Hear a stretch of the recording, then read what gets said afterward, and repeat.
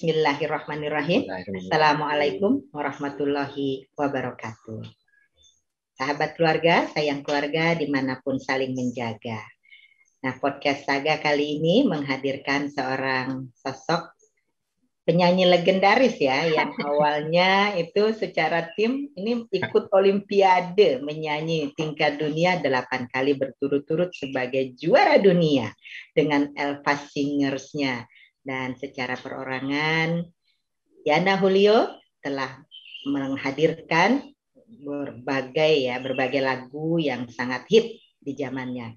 Yang tahun 80-an, 90-an sudah lahir itu pasti tahu yang namanya Yana Julio. Assalamualaikum, apa kabar Kang Yana? Waalaikumsalam warahmatullahi. Baik, alhamdulillah. Sebelumnya minta maaf nih, saya melarikan diri ke wardrobe saya tadi bawah banyak orang, jadi harap maklum kalau berantakan ya kamar saya, kamar wardrobe, ganti baju. Nggak apa-apa, malah alami. Ini malah penggemarnya Kang Yana malah bisa lihat, nggak perlu gerbek rumah, udah lihat nih wardrobe-nya. Alami malah kita ya, rekam ininya, tappingnya. Nah, Kang Yana nih, podcast Saga ini umumnya digemari oleh 96% ini kaum perempuan berbagai usia. Banyak ini juga sebagai pembaca dari postingan di medsosnya Kang Yana nih, utamanya di IG. Jadi di IG-nya Kang Yana itu luar biasa ya. Kang Yana ini sangat menginspirasi. Ya, kalau Jumatan selalu bawa oleh-oleh, ditulis di podcast, dan yang membacanya itu terlarut nih. Kang Yana beneran larut terus, luar biasa. Dan artinya tidak hanya dipakai sendiri ilmu yang didapat, tapi juga dibagikan lagi ke orang lain, utamanya ke putra-putrinya, ke keluarga, istri, dan semuanya. Nah, Kang Yana, apa sih ini yang melatar belakangi Kang Yana nih menulis hal-hal semacam ini, antara lain nih laporan Jumat, dan juga tulisan-tulisan lainnya yang sejenis itu. Jadi, boleh ya. Tadi sudah dibilangin bahwa saya udah jauh dari milenial kan. Maksudnya udah kita zaman apa ya? Kita tuh generasi apa sih? Kita tuh baby boomers. Baby boomers. Kita baby boomers nih lahirnya. Iya, kita boomers, istilah anak-anak sekarang boomers gitu kan. Iya, jadi dan saya termasuk gaptek. Jadi gaptek itu artinya pada saat orang gonjang-ganjing soal sosial media, saya belum punya karena HP-nya jadul. Kemudian setelah itu waktu BB itu populer banget, 5 tahun itu kan, 5 tahun populer banget kan, BB istilahnya kan, ya baik. Saya nggak punya, jadi saya suka bingung kalau ngeliat teman-teman saya gitu sebelumnya itu masih pegang handphone, gitu, ngapain sih gitu. Oh ternyata chat sama orang-orang umum gitu kan, itu namanya sosial media gitu. Tapi saya nggak terpancing untuk punya. Lalu setelah itu ada pet kan. Nah, waktu pet itu kan cuma teman-teman sedikit kan, teman-teman 150 orangan gitu. Rupanya di dunia pergaulan kami gitu, mereka tuh selalu tanya, Siana kemana sih? Masa sih Siana nggak punya BB atau nggak gitu. Akhirnya saya dijebak lewat istri saya sama teman dekat saya gitu. Istri saya ditelepon, Nia, bikinin Yana akun pet. Oh ya, gimana caranya? Oke, gini. Tiba-tiba HP saya udah lumayan, udah ganti HP-nya.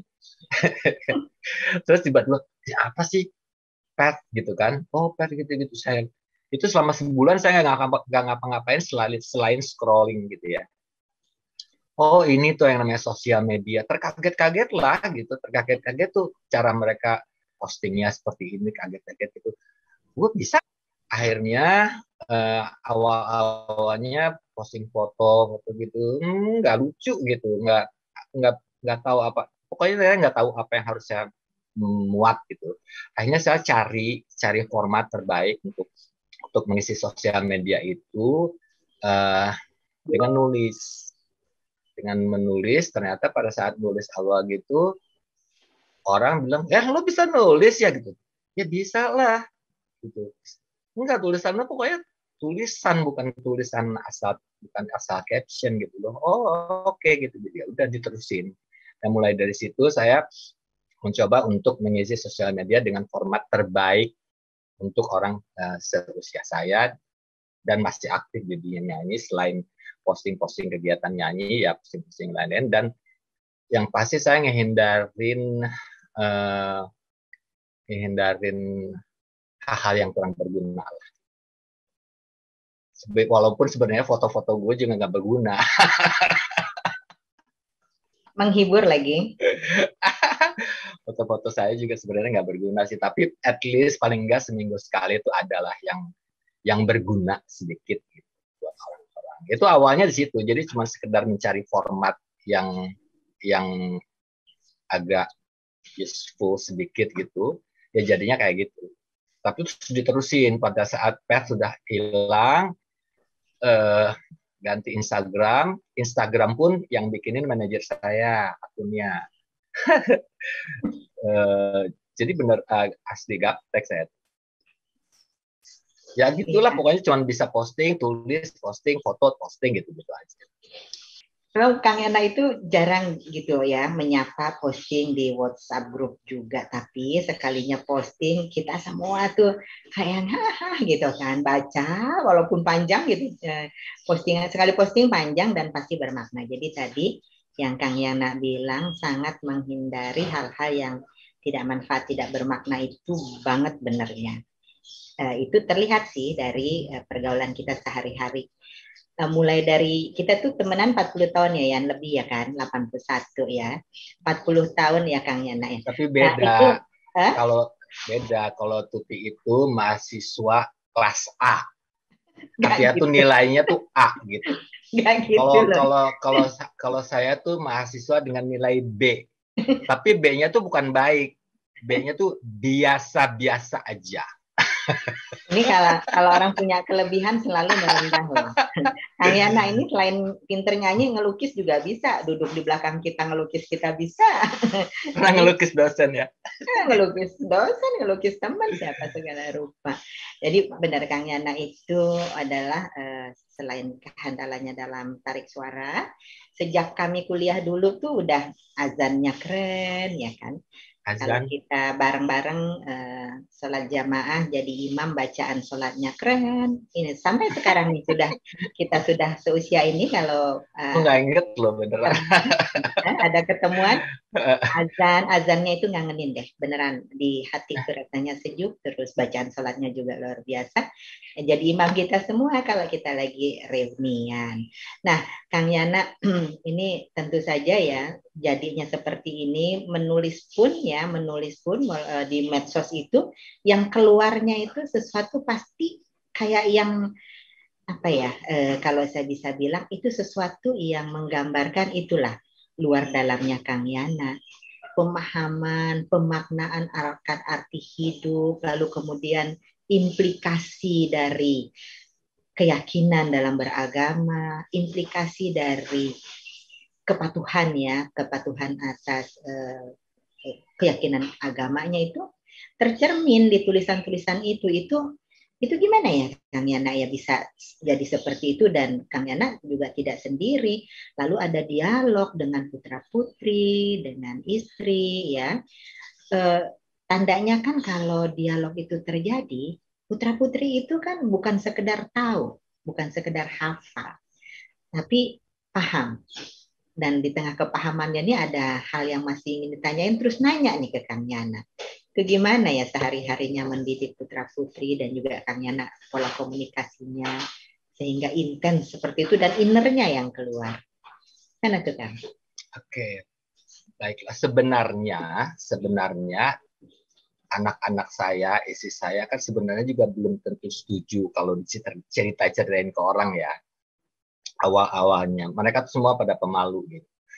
Jadi kalau diceritain ke orang-orang misalnya Dias, Aisyah, Isya, terutama istri saya gitu. Tapi waktu gini, latar belakangnya adalah waktu saya paling tidak nyaman kalau posting soal kehidupan atau soal agama, bentuknya nasehatin orang. Jadi saya nasehatin, misalnya posting quotes apa gitu, atau posting ayat Quran, atau posting hadis, walaupun itu semua baik-baik aja. Tapi saya nggak nyaman tuh kalau ada terkesan gue nasehatin orang lain. Siapa sih gue gitu kan? Ustadz bukan, apa bukan gitu. Cuma seorang penyanyi aja gitu. Terus udah gitu nasehatin orang soal kehidupan, soal agama, psikolog bukan, dan lain sebagainya gitu kan. Jadi, tapi saya berhak menasehati orang-orang sekeliling saya yang ada di otoritas saya, yaitu istri dan anak-anak saya. Jadi nasihat-nasihat atau interaksi antara saya dengan mereka itu adalah memang kapasitas saya demikian.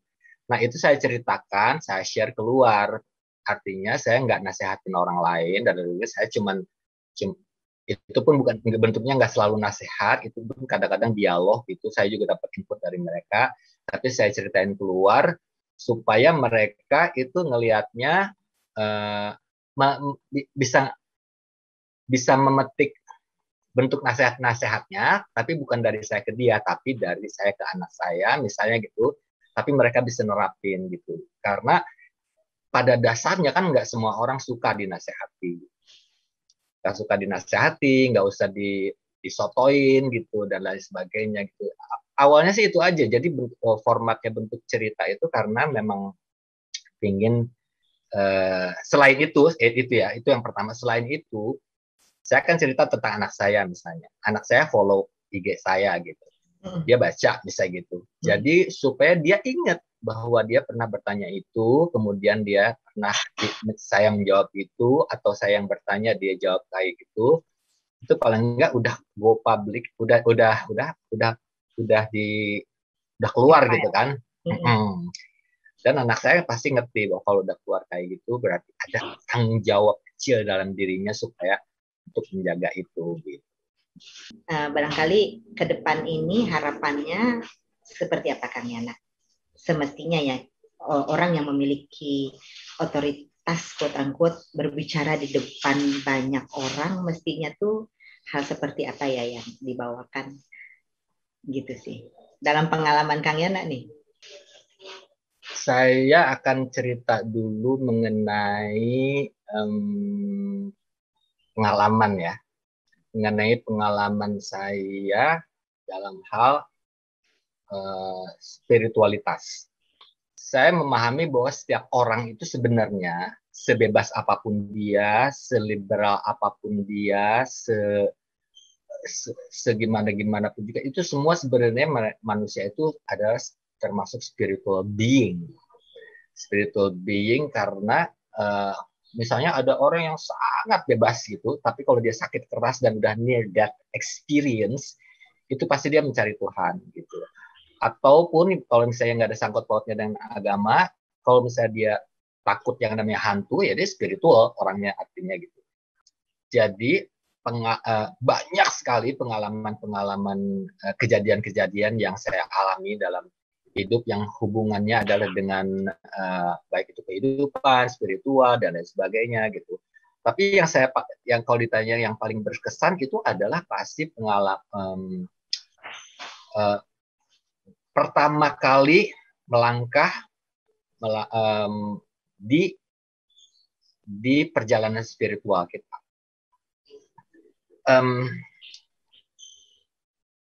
Kita kan semua dari kecil udah beragama ya, tapi belum tentu mengalami perjalanan spiritual gitu. Perjalanan spiritual tuh harus ada titik baliknya, dan titik balik itu biasanya terjadi kalau untuk umum atau di kalangan masyarakat kota itu biasanya tuh di titik seumur kita lah, seumur kita, gue kali, seumur saya misalnya umur 60, misalnya mereka biasanya kalau udah tua tuh orang kalau nggak ke seni itu ke agama cenderungannya gitu. Ada tiba-tiba orang tua kalau udah terus melukis ya, terus atau apa gitu, atau jadi nyanyi-nyanyi karaokean. Tapi ada banyak juga yang tiba-tiba mendadak jadi agamis misalnya. Nah itu titik balik perjalanan spiritual.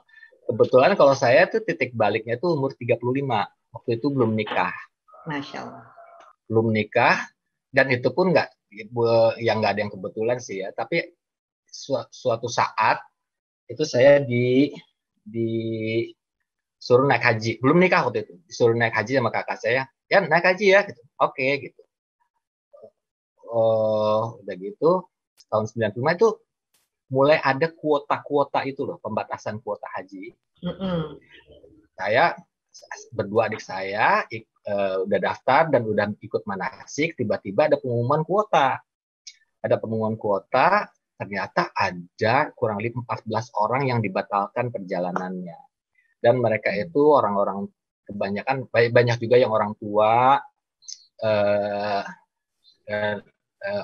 umur, ya orang-orang tua, ada sekitar 7 orang tua lah yang dibatalkan keberangkatannya gitu kan.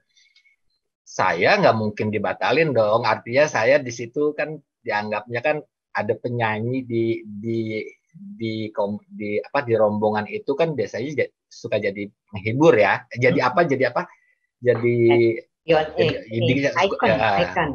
Ya gitu. Saya nggak mungkin dibatalin gitu kan, jadi tapi waktu itu melihat ada orang tua, banyak orang yang nangis gitu, saya tanya adik saya, Wan gitu, kita undur tahun depan mau nggak?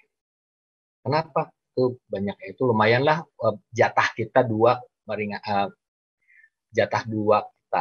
orang itu diganti sama 2 orang di itu yang dibatalkan itu. Lu yakin tahun depan masih bisa punya umur naik haji? Ya kalau tahun depan kita mati, itu kan kita udah niat mau naik haji, pas sudah dicatat, udah santai aja gitu. Kasihan gitu orang Medan, orang Surabaya gitu pada nangis gitu. Akhirnya saya serahkan tuh sama adik saya, serahkan 2 jatah itu, 2 seat saya sama adik saya ke jamaah yang lain. Pas siapa saya nggak tahu. Jamaah yang udah usia. Waktu saya bilang ke panitianya, ya boleh. Tapi beneran nih, kayaknya bener insya Allah. Sudah gitu. Nah dari situ rupanya ada butterfly efeknya gitu. Sehabis batal naik haji itu Ramadan datang. Nah disinilah for your information, pada waktu umur 35 itu saya seperti kebanyakan orang-orang lain seumuran itu lagi sukses sih waktu itu, lagi peak banget karir saya gitu. Tapi kehidupan jiwa saya, kehidupan jiwa saya itu lagi nggak tentu arah, nggak ngerti mau ngapain, ini mau kemana arahnya, nih mau gimana, mau gini sampai kapan. Jadi taunya cuma nyanyi, kalau ibadah sih tetap lah ya biasa lah standar gitu. Nyanyi, main, bergaul dan sebagainya, wilayah situ aja. Terus saat bulan puasa biasa kan, kalau bulan puasa tuh waktu itu ada wartawan infotainment, surat kabar, majalah yang suka tandang ke rumah-rumah artis untuk nanyain, untuk meliput kegiatan puasa artis gitu ya. Nah saya juga gitu, ada sebulan tuh kalau nggak salah suka 6 gitu yang datang tuh. Itu dari tahun ke tahun seperti itu. Dan selalu pertanyaannya tuh boring banget, the same old question. Saya tuh tiap tahun tuh gitu, gimana rasanya menyambut puasa gitu. Terus kalau mau lebaran, gimana rasanya mau nyambut lebaran, gimana rasanya mau ninggalin lebaran. Itu kan jawabannya mudah sekali kan, jawabannya mudah. Oh, mau Ramadan seneng banget menyambut Ramadan yang mulia ini dan lain gitu. Terus kalau misalnya mau meninggalkan Ramadan, seneng sih mau Lebaran, tapi kayaknya mau meninggalkan Ramadan berat banget. Kita sempat nggak ya tahun depan Ramadan lagi? Gitu. Itu keluar begitu saja, spontan kan? Spontan jawabannya begitu tanpa bermaksud berbohong. Spontannya memang karena memang harus jawab gitu mungkin. Nah di Ramadan tahun 95 itu. Setelah satu wawancara dengan wartawan itu, buka puasa lah. Ini masih sendirian nih di rumah. Saya baru punya rumah di Tebet. Baru beli rumah di Tebet, terus sendirian di situ tinggal sama pembantu 1 orang gitu. Terus tiba-tiba habis sholat maghrib gitu, TV saya kedenger ada pengajian Ustadz ngomong kayak gini gitu. Ada sebuah hadis yang berkata bahwa Rasulullah berkata bahwa bila umatku tahu kemuliaan bulan Ramadan, maka dia akan berharap seluruh bulan adalah bulan Ramadan, gitu kan? Itu kan hadis yang sangat populer sekali kan. Saya dengar dan saya juga sering dengar, tapi sore itu saya langsung kayak disentil, wah gitu. Tadi gue jawab sama wartawan tuh sebenarnya bener nggak ya? Bahwa gue seneng kalau mau Ramadan, bahwa mau sedih mau ninggalin Ramadan, kayaknya enggak deh. Kalau mau Ramadan malah kayaknya ya aduh capek, pasti lapar-lapar, kerja sambil lapar-lapar gitu. Pokoknya lawannya lah gitu. Enggak seneng juga enggak, tapi juga enggak gimana gitu. Ramadan itu cuma lewat-lewat gitu aja. Oke. Terus waktu habis sholat maghrib, akhirnya saya tobat kan. Tobat. Berarti saya selama ini saya sudah berbohong sama orang-orang, sama wartawan-wartawan itu, bilang bahwa Ramadan itu sangat berarti buat saya. Padahal sebenarnya enggak. Begitu. Pas kalian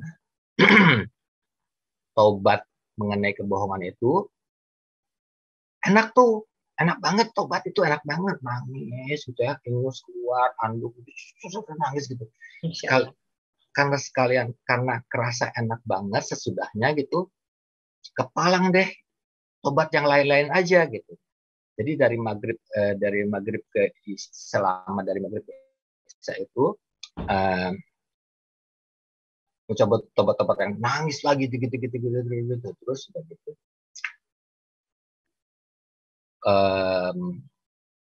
Terawih di terawih kan suka ada khutbah pendek ya sesudah terawih itu. Si khotibnya ngomong hal yang sama tentang hadis tersebut. Dia bilang puasa itu harus khusyuk gitu. Jangan kayak puasa awam gitu. Apalagi nih tadi hadisnya disebutin itu lagi, terus puasa susu awam, selama ini berarti gue puasa awam gitu. To make the long story short, pokoknya pulangnya saya bikin list dosa-dosa saya dari A sampai Z, dan turn out that itu menghabiskan 2 halaman folio. Dosa-dosa dari yang paling besar sampai yang paling kecil itu saya tobatkan, nangis. Udah gitu nggak sabar nunggu subuh. Subuh masih lama ya, karena apa? Sehabis sholat itu enak banget. Jadi dari isya itu tuh kayaknya memang lama, tapi sehabis sholat tuh pengen cepet-cepet gitu lagi. Habis sholat udah gitu tobat lagi. Habis isya nunggu subuh, nunggu zuhur gitu. Untuk melakukan, tapi kan akhirnya ngantuk kan, akhirnya tidur. Tapi artinya pada saat itu adalah saya ternyata sekarang melihatnya adalah pada saat itu saya sedang melakukan taubatan nasuha. Bayangin 2 halaman folio dosa-dosa kecil itu saya tobatkan. Dan misalnya kita bilang, misalnya setiap hari kan saya main sama teman-teman, gosip, gibah dan lain sebagainya. Itu tuh hal yang biasa banget. Tapi mulai saya tinggalin segala macam hal-hal satu-satu saya tinggalin. Setelah pertobatan di bulan Ramadan itu bisa dibilang instantly hidup saya jadi teratur. Jadi arahnya jelas harus ngapain dan sebagainya. Kemudian ketemu siapanya itu jelas. Perjalanan spiritualnya itu jelas, harus bayangin aja untuk suatu input mengenai kehidupan misalnya gitu ya. Saya lagi bingung nih. Ini gimana ya jawabannya, apa ya? Ini saya belum temu jawabannya. Nah, jawabannya itu saya bisa temuin di toko buku Kalau di airport ada toko buku yang buku-buku luar negeri itu apa namanya ya? Periplus, Periplus. Periplus. Ya, Periplus itu kan buku-buku luar negeri semua kan, majalah luar negeri. Saya kalau ke airport itu, kalau mau nyanyi di airport itu pasti ke toko buku, ada di seberangnya toko buku lokal, ada toko buku Periplus. Terus waktu ke Periplus, tiba-tiba di tengah tumpukan buku luar negeri itu ada satu buku lokal, penulisnya itu seorang ustadz penulis Indonesia, seorang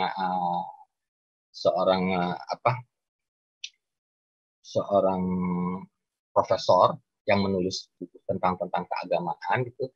Dan buku itu adalah buku yang saya butuhkan. Tapi itu punya orang ya. Saya tanya, ini buku siapa gitu ke itunya. Oh, nggak tahu, itu bukan buku saya gitu.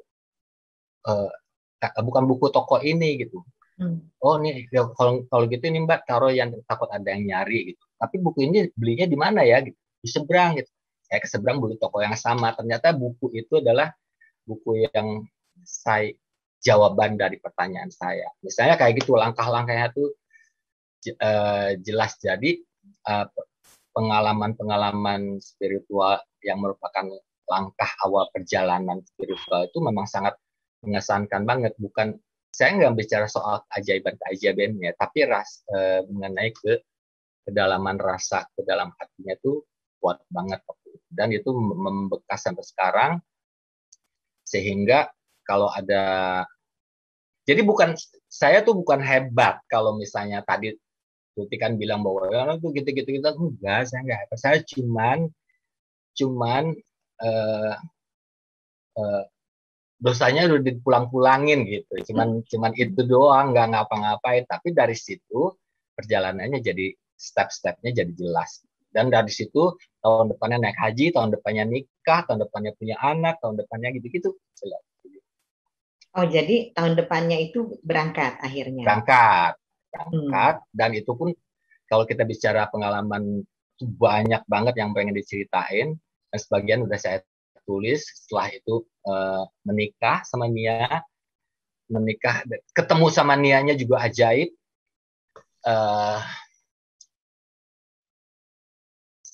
Naik haji nih ya, naik haji. Saya kan beragama dari kecil, beribadah dari kecil, dan pada saat tahun 95 itu saya termasuk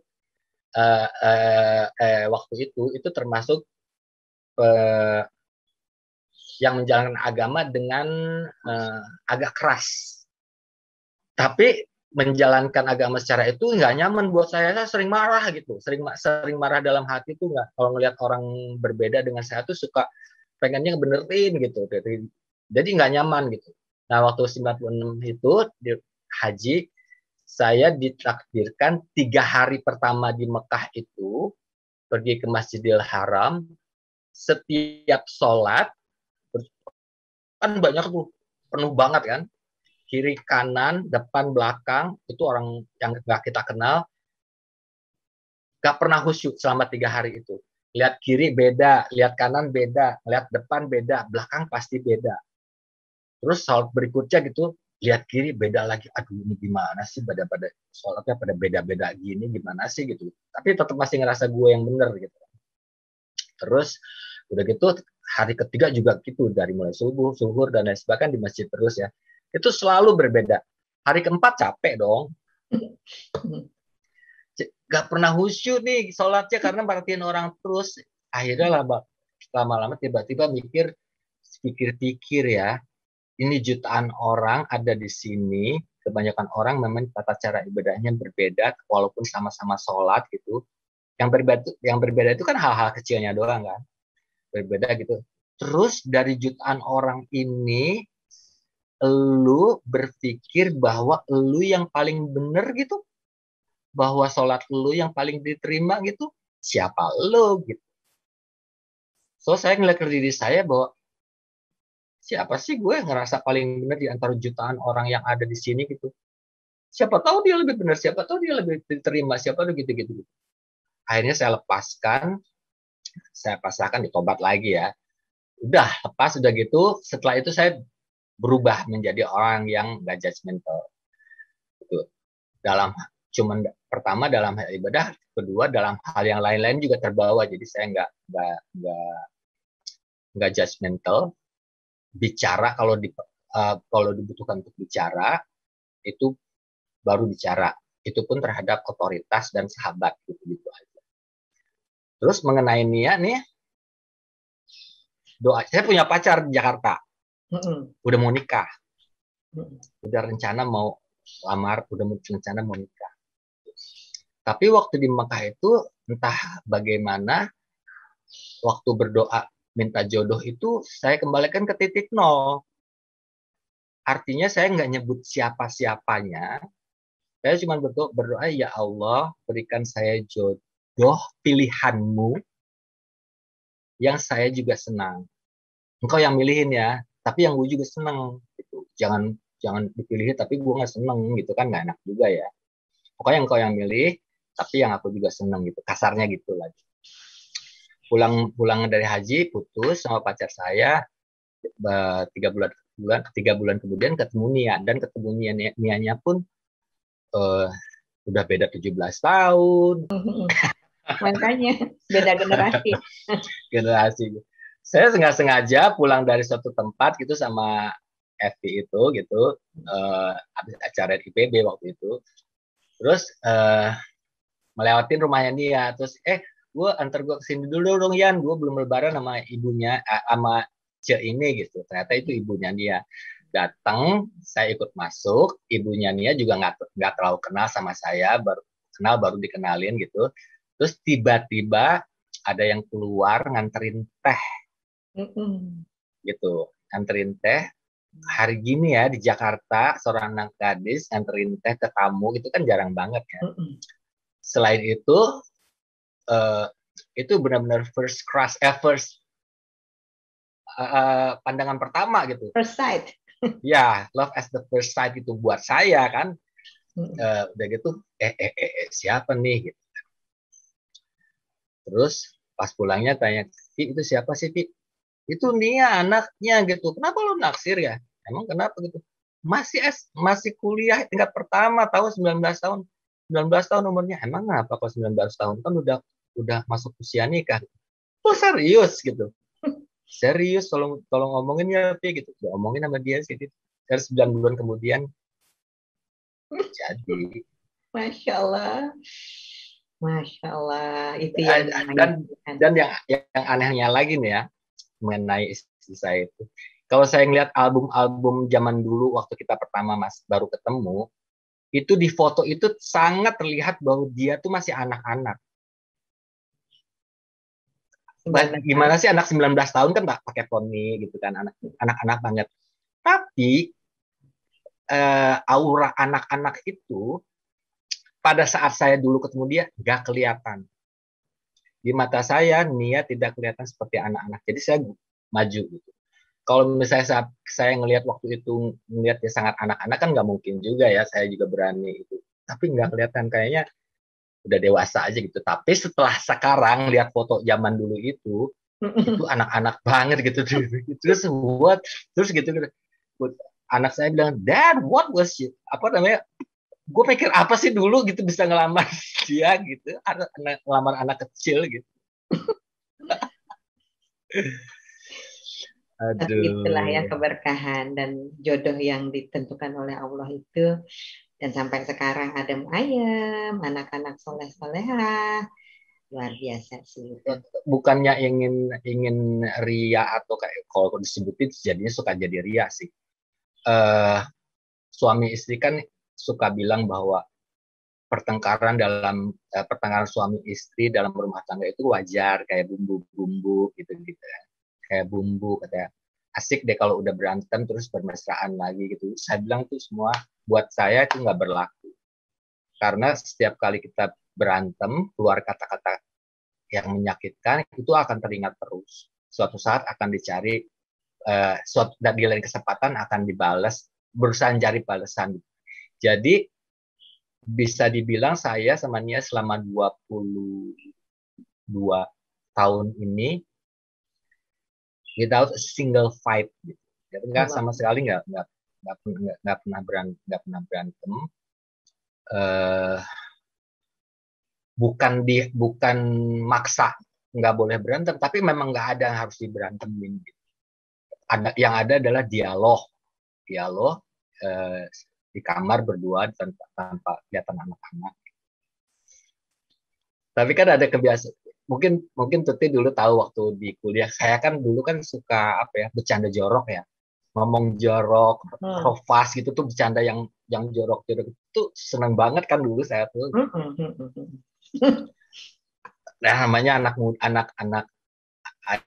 muda nakal atau kayak gitu ngomong jorok, bercanda jorok itu tuh seneng banget karena diketawain orang gitu-gitu tuh seneng banget, dan itu berlangsung terus sampai umur 35 itu gitu.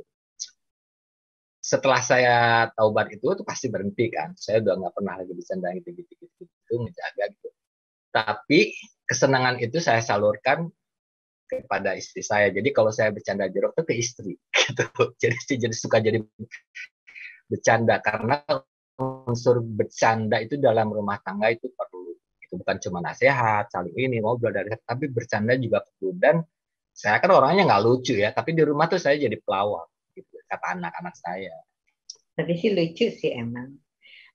Mungkin kuncinya itu kali ya, karena Kang Yana ini biasa memberi ruang untuk dialog, untuk ngobrol, actively gitu. Banyak waktu soalnya.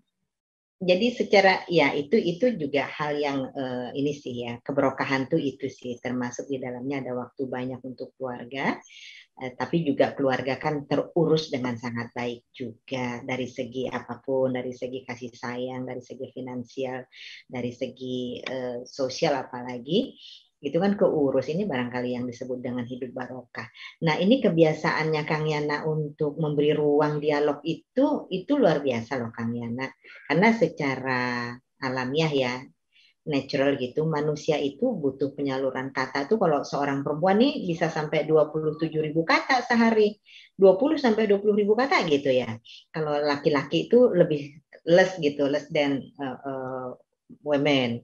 Nah ini kalau nggak disalurin kan bisa seperti apa ya?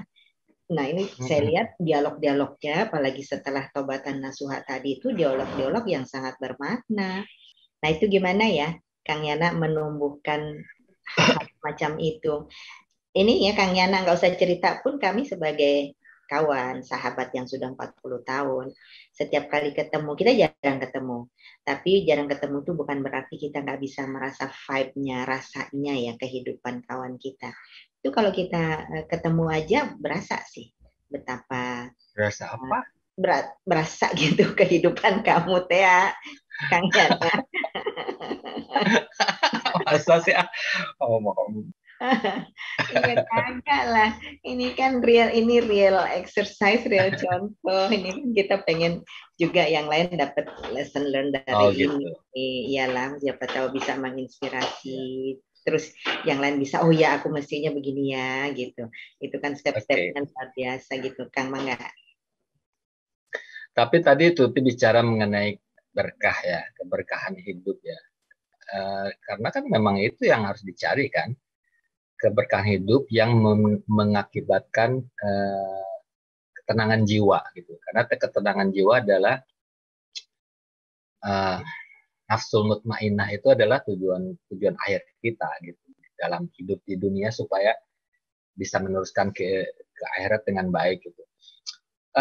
Mengenai anak-anak, memang anak-anak saya semuanya ceti, nggak yang laki nggak ada yang perempuan gitu. Tapi beda-beda. Kalau yang laki itu sendiri biasanya, kalau yang cewek biasanya berdua datang gitu. Dan nanyanya udah macem-macem. Dan yang paling curiosity-nya tinggi itu yang berdua memang. Itu Aisyah. Gitu. Saya suka kewalahan kalau ngelayanin gitu, karena saya harus ngejawabnya yang sampai memuaskan logikanya dia. Gitu. Tiba-tiba saya dijebak dengan pacar, sambil lewat aja gitu. Dia nanya, Pak, problem mendasar semua orang yang di dunia ini apa sih? Problem mendasar yang dihadapi oleh semua orang di dunia ini apa sih? dijebak kayak gitu, anehnya saya nggak gelagapan. Nah, itulah kadang-kadang saya suka apa ya, suka selalu mengharapkan bahwa eh, walaupun saya nggak tahu, tapi kalau ditakdirkan tahu ya tahu gitu kan. Kalau misalnya walaupun saya nggak bisa jawab, tapi kalau bisa ditakdirkan bisa jawab ya bisa jawab gitu. Ya itu aja yang saya harapkan dari Allah. Saya jawab langsung. Insecurity, teh. Problem semua orang adalah insecurity. Maksudnya gimana Pak? Insecurity lah dari mulai lahir dia insecure, lapar, minta minum, minta susu. Pada saat dia sekolah, dia maunya main, tapi karena teman-temannya semua sekolah, dia harus sekolah, terpaksa harus ngikutin aturan sekolah. Pada saat sudah sekolah, dia insecure harus belajar. Pada saat udah belajar, dia insecure apakah naik atau enggak, naik kelas apa enggak, setelah lulus SD, SMP keterima atau enggak, setelah SMP, SMA keterima enggak, setelah SMA ke kuliah di mana dan lain sebagainya. Itu semua kejadian-kejadian masa datang yang nggak bisa kita prediksi dan nggak bisa kita pastikan membuat manusia itu insecure. Sampai dia udah kerja, ntar kawin nggak ya, sama siapa ya kawinnya, terus kalau udah kawin ntar gue kaya apa enggak ya, punya rumah enggak ya, dan lain sebagainya. Itu insecurity itu akan berlanjut terus. Saya bilang ke Aisyah begitu gitu. Betul, make sense ya. So what's the way out? Jalan keluarnya apa gitu? Jalan keluarnya adalah kamu harus berpegang kepada yang maha pasti. Karena insecure, kamu harus dibuat diri kamu secure dengan cara berpegang kepada yang maha pasti. Allah ya, what else? Saya bilang gitu. Karena kita tahu bahwa insecurity yang dialami manusia itu sudah jadi problem manusia from day one gitu. Makanya manusia modern itu menyikapinya dengan usaha-usaha yang sifatnya juga dunia. Ada asuransi, ada tabungan, ada asuransi kesehatan dan lain sebagainya. Itu kan semua untuk mengatasi insecurity yang dialami setiap orang dalam menghadapi ketidakpastian masa yang akan datang. Tapi kan kalau saya jawaban itu, dia pasti udah tahu juga gitu. Karena dia juga nabung, dia juga itu dan lain sebagainya. Itu jawabannya. Tapi jawaban yang paling simple, saya waktu itu jawabnya kayak gitu. Kamu harus berpegang kepada yang maha pasti, itu Allah. Caranya gimana? Caranya kalau misalnya mau bisa berpegang sama yang maha pasti itu, kamu harus dekat. Caranya harus dekat. Dan kalau dekat itu kan harus nyaman. Kalau nggak nyaman itu nggak mungkin dekat. Nah, kenyamanan itu akan timbul kalau interaksi antara kalian berdua itu harmonis. Harmonis dengan Allah berarti adalah bahwa kamu tidak pernah mengecewakan dia, dan dia juga nggak akan mengecewakan kamu. Pada saat itu terjadi, even though misalnya kamu nggak punya security yang sifatnya duniawi, walaupun itu tetap baik ya, security itu Allah akan memberikan itu. Setiap saat kamu butuhkan itu pasti ada. Setiap kamu butuhkan itu pasti ada. Sehingga pada suatu kesempatan, pada satu titik di mana kamu ngerasa bahwa aksi dan reaksinya itu atau aksi dan reaksi atau apa ya, reply antara reply dan apply dan reply-nya gitu, itu udah konstan, udah sangat real gitu, dan biasanya tidak berjarak jauh atau kayak gimana. Apalagi yang membuat kamu insecure, nggak akan ada lagi yang membuat kamu insecure. Nah, itulah yang disebut ketenangan jiwa. Apa esensi masalah yang paling hakiki mendasar tadi kan? Ternyata orang itu berhadapan dengan insecurity, dan itu dalam kehidupan modern semacam saat hari ini pun ya, dalam kehidupan saat ini insecurity itu menduduki urutan pertama, insecurity.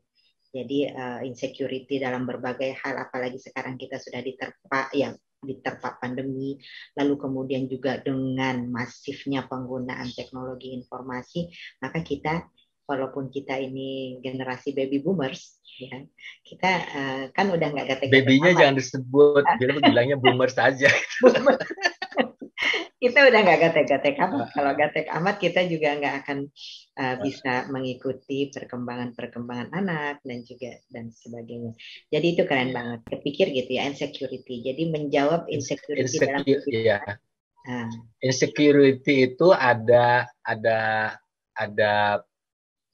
ekornya, bukan ekor ya, ada itu clueless kan. Jadi karena insecure kita jadi clueless. Clueless itu kita nggak punya petunjuk. Nah, untuk supaya tidak ini tadi maaf kelewatnya. Supaya supaya kita jadi secure itu clue-nya harus dicari. Clue itu sama dengan petunjuk. Petunjuk itu sama dengan hudan. Hudan itu sama dengan cahaya. Cahaya itu sama dengan petunjuk Allah.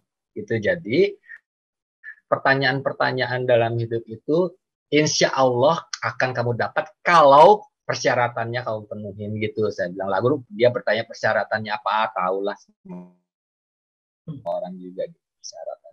Tapi yang paling inti adalah persyaratannya adalah tidak berbuat dosa. Jadi bukan kalau sholat sudah pasti, puasa dan lain sebagainya gitu-gitu. Tapi yang paling inti adalah karena ini menyangkut semua orang, bukan cuma Muslim, ya. Persyaratan utamanya adalah minim dosa. Jadi kalau dari yang diceritain ini tuh diawali dengan tadi itu ya, diawali dengan itu nggak semua orang loh bisa kayak gitu. Ketika kuota terbatas, ya kan, lalu kemudian padahal Kang Yana biasa aja kali kan kalau misalnya itu sih nggak semua orang bisa kayak gitu sih. Beneran itu Mas. Itu kan kesian orang-orang tua itu nangis gitu. Terus kita kasih itu seat kita ke dia gitu, biasa kayaknya. Itu sih itu istimewa ya. Kalau aku bilang itu istimewa banget. Dan diiringi dengan dengan barangkali ya itu tadi keberkahan, diterima Allah ya niat baiknya, lalu kemudian tobatan nasuhanya di bulan Ramadan. Setelah itu kan berarti kan setelah kuota itu kan Ramadan, seterusnya terus naik haji dan seterusnya. Dan sekarang ini luar biasanya rujukan utama anak tuh itu juga jarang sih aku dapatkan. Rujukan anak ya, rujukan utama anak itu bukan siapa-siapa, anak, istri. Rujukannya, tempat bertanyanya itu justru ayahnya sendiri, kepala keluarga. Ada persoalan apa, tanyanya kepada kepala keluarga, masalah agama, masalah kehidupan sehari-hari dan sebagainya. Wah, ini istimewa banget sih. Kang Yana tuh alhamdulillah wa syukurillah tuh istimewa banget sih sebagai referensi kan, dan dipercaya untuk memberikan jawabannya kan. Dan itu selain dipercaya, diacu kan jawabannya itu, diacu, diterapkan oleh istri dan anak-anak. Nah, kita balik lagi sekarang ke ini. Nah, Kang Yana dari uraiannya ini, para sahabat keluarga tentu saja banyak sekali mendapatkan inspirasi yang sangat berharga. Anak-anak bertanyanya tidak kemana-mana nih. Ini zaman sekarang nih jarang nih Kang Yana yang anak-anak itu tanya kepada orang tuanya dan menjadikan orang tua sebagai referensi utama. Ini sebenarnya yang sedang kami upayakan ya. Kami berserta dengan berbagai pihak tuh mengupayakan agar semua ini kembali ke rumah. Apalagi di saat sekarang ini sedang pandemi. Maka kan semua orang harus berada di rumah pada saat PPKM, apalagi yang non esensial. Nah, ketika berada di rumah, tentu referensi itu adalah orang tua, dan belum tentu semua orang tua sesiap Kang Yana nih menjadi referensi dan juga menjadi selain referensi ya juga memberikan suasana yang nyaman ketika di rumah. Nah, ada nggak tips-tipsnya nih Kang Yana di saat kita pandemi kayak gini nih? Oke. Belum nikah dulu nih. Atau yang akan menikah gitu ya. Kan akan membentuk rumah tangga ya. Jadi yakinlah bahwa anak itu mencontoh orang tua. Itu semua orang pasti udah tahu. Dan kalau kita mau ngasih contoh yang baik kepada anak, itu bukan sekali-sekali. Jadi kalau mau anak kita itu baik, itu harus kitanya dulu baik. Baik itu banyak spektrumnya ya. Uh, ada baik macam-macam lah gitu. Kalau misalnya kita pengen anak kita sholat, misalnya ya kitanya harus sholat dulu. Gitu. Kalau kita pengen anak kita nggak jadi pemarah, ya kita nggak boleh marah di rumah. Kalau kita nggak pengen anak kita itu rempong atau gelisahan atau insecure gitu, kita ya di rumah juga nggak boleh kayak gitu. Jadi pendeknya adalah sebelum menikah atau sebelum berumah tangga atau sebelum punya anak dan sebagainya, itu memang harus menyiapkan dirinya, itu bukan menyiapkan diri dalam hal materi atau tapi menyiapkan diri bahwa kamu siap jadi contoh, siap jadi, itulah yang disebut orang tuh bahwa itu tuh imam. Imam kan dicontoh ya, orang bilangnya kalau soal imam tuh konotasinya kan ke imam sholat atau gimana, tapi yang disebut imam itu adalah dia harus contoh. Itu yang pertama. Jadi nasihat ini mah nggak apa-apa gitu. Enggak lah, ini mah maksudnya netral aja. Oke. Enggak, itu sih nggak apa-apa, nasihat kok nggak apa-apa. Ya itu kayak gitu. Terus cinta kasih sayang itu udah pasti lah ya, udah pasti ada. Tapi maintain lah itu supaya itu tetap selalu ada dan tetap selalu besar diusahakan. Terus ketiga, kalau soal ngedidik anak, sekolah di mana dan lain sebagainya, nanti itu kan itu pasti berbeda-beda setiap keluarga ininya kan, itu wilayah yang kondisional gitu. Tapi yang pasti adalah langkah-langkah kemananya itu diusahakan yang ke arah yang berkah gitu. Ke arah yang berkah tuh artinya bukan selalu yang kita inginin, tapi nanti ditunjukinnya tuh ke sana, ternyata ini lebih baik dan lain sebagainya gitu. Pokoknya kalau ke anak tuh sifatnya keteladanan, pembiasaan, kemudian nasihat, kemudian kontrol, habis kontrol itu reward. Itu 5 pilar utamanya itu aja, nanti tinggal diterjemahkan sendiri-sendiri. Saya akan bicara tentang diri saya sendiri dulu. Saya akan membuka diri saya sendiri dulu mengenai saya tuh sekumpulan sifat-sifat buruk tuh ada di saya sebagai manusia. Tadi saya bilang bahwa saya nggak IQ saya nggak tinggi, biasa aja. Kemudian saya tuh small thinker. Small thinker tuh nggak pernah berpikir besar gitu. Berpikirnya yang kecil-kecil aja. Itu terus saya bukan pekerja keras, bahkan cenderung malesan gitu orangnya. Terus selain itu selain itu bosenan dan lain sebagainya, sekumpulan sifat-sifat yang tidak patut ditiru itu saya punya. Tapi dari sifat-sifat itu membuat saya tidak ingin merasa pintar gitu. Karena saya tidak ingin merasa pintar, saya harus membuka pikiran saya, open minded, membuka pikiran saya dari masukan dari luar. Ini dulu kita bicara anak-anak ya. Dari waktu anak-anak saya udah kayak gitu. Terus karena saya harus menerima masukan dari luar, saya pilihlah ibu yang jadi patokan saya untuk memutuskan segala sesuatu, mau sekolah di mana, mau itu masuk IPB itu dulu ibu saya yang nyuruh gitu. Terus berteman dengan siapa gitu. Pokoknya kalau saya menemukan suatu dilema dalam sesuatu hal gitu, A atau B ya, A, B atau C gitu, saya malas mikir, nanya aja sama ibu saya, Mak, ini gini. Ibu saya tuh juga kayak saya gitu. Tapi kalau dia without explanation gitu, dia cuma C gitu. Oke, C gitu. Bahkan hal yang saya sukai pun kayak misalnya menyanyi, saya pernah juara lomba nyanyi, kemudian dikirim ke Jawa Barat, ibu saya nggak ngasih karena istilahnya melang tuh apa ya kalau bahasa Sunda tuh? Khawatir gitu. Jangan bayangin juara lomba nyanyi harus ke tingkat yang lebih tinggi, dilarang sama ibu saya. Saya bilang oke. Okay. Terus udah gitu tiba-tiba dia bilang, ya nak, kamu kok temenan kayaknya Ma nggak suka deh sama nggak terlalu suka sama temennya yang itu misalnya. Terus tanpa nanya, masa sih gitu? Iya gitu. Akhirnya saya karena Emma bilang gitu saya selidiki dan memang ternyata nggak bagus misalnya gitu. Terus kuliah di PB juga. Ma enak kuliah di mana ya gitu.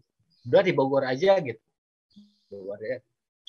Udah gitu keterima di mahasiswa undangan kan. Oke gitu. Nah, menurut sama ibu itu, walaupun ibu kita tuh kadang-kadang tidak memberikan alasan, tapi harus jadi pertimbangan berat seorang anak. Kadang-kadang memang anak suka lebih pintar dari ibunya kan, tapi bagaimanapun keadaannya seorang ibu itu pertimbangannya harus diperhitungkan dengan berat. Karena buat saya, ibu itu perwakilan Tuhan buat seorang anak. Buat anaknya ya, bukan buat orang-orang lain. Tuhan menginfokan ke ibunya untuk yang terbaik untuk anaknya, itu biasanya koneksitasnya gitu. Sampai saya dewasa itu masih tetap kayak gitu. Tapi kalau saya mau nakal, misalnya gitu ya, mau nakal, anak muda misalnya mau nakalan gitu, saya nggak bilang sama ibu saya. Karena kalau bilang pasti dibilang nggak boleh kan. Tapi itu tapi ya itu kalau hal-hal yang penting yang harus saya putuskan di situ saya tanya. Pernah saya waktu tingkat 4 di IPB, tahun terakhir di IPB, saya lomba nyanyi di USU Bogor, menang. Juaranya itu mau berupa rekaman di Jakarta. Seorang Yana Rusiana yang belum jadi apa-apa, tapi senang nyanyi, tiba-tiba mau jadi artis top, menjadi penyanyi. Mau jadi penyanyi gitu di rekaman di label ternama Jakarta. Waktu itu saya lagi nyusun skripsi. Udah ketemu sama produser di Jakarta dan lain sebagainya, nyusun rencana kapan kontrak dan sebagainya, udah dites vokal dan lain sebagainya, pulang lagi ke Bogor. Di Bogor saya laporan lah sama ibu. Mas, saya di ini gini. Dia bilang, jangan rekaman dulu, selesaiin skripsi dulu aja. Saya selesaiin skripsi loh, itu big break, rekaman itu tuh terlewat begitu saja waktu itu. Dan itu aneh, kenapa ya gitu. Tapi eventually kejadian saya nolak itu baru terlihat berkahnya, baru terlihat efek positifnya, akibat positifnya itu 20 tahun kemudian. Jadi baru 20 tahun kemudian itu berarti 2004 ya. 2014. Nah, baru 2014 itu ketahuan bahwa itu adalah keputusan yang benar. Gitu, kayak gitu. Melalui sebuah proses kejadian tertentu yang menunjukkan bahwa kalau lu dulu terima rekaman di situ, lu kasih gini. Sementara yang terjadi adalah lu nggak jadi rekaman di situ, pas habis lulus lu jadi penyanyi juga ujung-ujungnya. Dan begitu jalannya gitu jauh lebih baik daripada dulu kalau misalnya kayak gitu.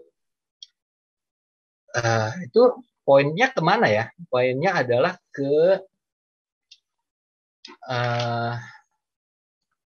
open minded.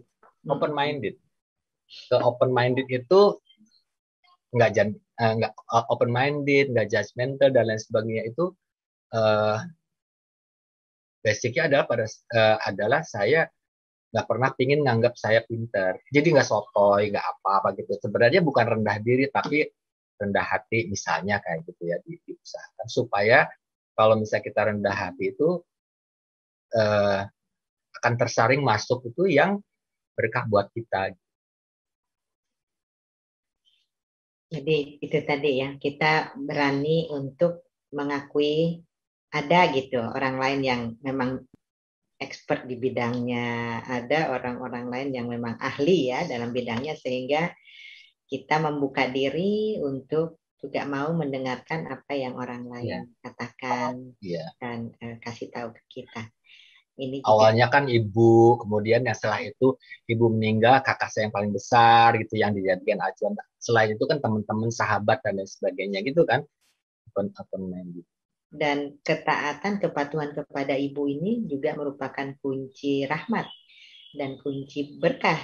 Jadi begitu kita memperlakukan orang tua, apalagi seorang ibu seperti itu, maka anak-anak kita pun ya insya Allah memperlakukan seperti itu juga ya. Itu memang rasanya sangat masuk logika. Ini tapi kalau kehidupan beragama itu tidak sekedar logika saja, tapi ada logikanya, ada tetapi ada juga ya benar seperti itu. Luar biasa nih Kang Yana. Nih Kang Yana nih. Banyak tuh yang nanya ya. Nih kalau lihat IG-nya Kang Yana nih bagi yang belum follow, ini Yana Julio 60. Ini kata ada angka 60. Artinya 60 itu tahun lahirnya. Jadi bisa ditebak kan usianya Kang Yana kan 16 tahun kan. 16 tahun bacanya Arab ya kan dari belakang. Nih Kang Yana tuh umurnya 16 tahun bacanya Arab. Tapi lihat dong gitu kan. Kalau ngumpul nih sama kita jadi pada marah sama dia. Karena kelihatan kita lagi ngumpul sama anak kita. Dia lagi ngumpul sama emak-emaknya.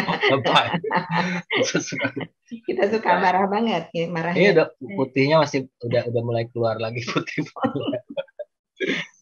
Nah itu tuh apa ya yang apa ya menjadikan Kang Yana ini begitu awetnya banget, sangat amat awet mudanya nih. Apa nih tipsnya nih Kang Yana? Hanya ada satu kata saat ku berserah padamu.